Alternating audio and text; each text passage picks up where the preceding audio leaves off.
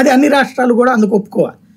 అయితే revenue repayment అంటే for example ఇప్పుడు ఒక వంతెన వేశారు, వంతెన వేసినప్పుడు దాంట్లో రెవెన్యూ రీపేమెంట్ ఉంటుంది, దానికి ఇప్పుడు టోల్ గేట్ పెట్టాలి, అప్పుడు అది కుదురుద్దా? లేదు. ఓ షాపింగ్ కాంప్లెక్స్ కట్టాలి, అది దీంట్లోకి అవసరం లేదు అసలు లోన్.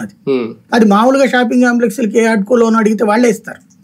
కాబట్టి అట్లా కాదు, గవర్నమెంట్ గా దీనికి రెవెన్యూ రికవరీ ఏం చూపెడుతుంది అవి, కాబట్టి కన్ఫ్యూజన్ ఉంటుంది అక్కడ. శ్వేతపత్రాల పేరుతో చంద్రబాబు నాయుడు గారు ఒక పొలిటికల్ గేమ్ ఏమన్నా మొదలు పెట్టారు?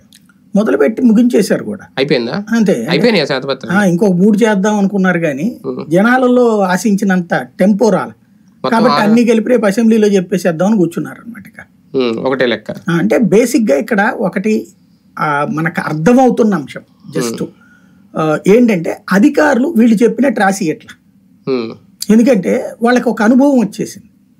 ఇప్పుడు ఇంతకు ముందు ఉన్నటువంటి ప్రభుత్వంలో వాళ్ళు చెప్పినట్టు చేస్తే జగన్ ప్రభుత్వం వచ్చిన తర్వాత వాళ్ళ చేతనే ఆ తప్పేంటి అనేది రాయిపిచ్చి కేసులు పెట్టింది. దాని మీద కక్ష కట్టి వీళ్ళు వచ్చి మళ్ళీ వాళ్ళ మీద కేసులు, లేకపోతే వాళ్ళని లైమ్ లైట్ లో నుంచి సైడ్ లైట్ లోకి వేయడం ఇది చేస్తున్నారు. అంటే ప్రభుత్వంలో ఉన్నటువంటి వాళ్ళు చెప్పినట్టు చేస్తే అక్కడ దెబ్బతింటారు. కాబట్టి ఏది పిక్చరో అదే ఇస్తామంటున్నారు. ఫర్ ఎగ్జాంపుల్ ఆర్థికంది ఎప్పుడు జరగాలిది, ఆర్థికంది దాదాపుగా 3 వారాల నుంచి వాయిదా పడతా వచ్చి మొదటి వారం అనుకున్నారు ఆర్థిక, ఏమన్నారు 14 లక్షల కోట్లు అప్పు అని చెప్పేసి.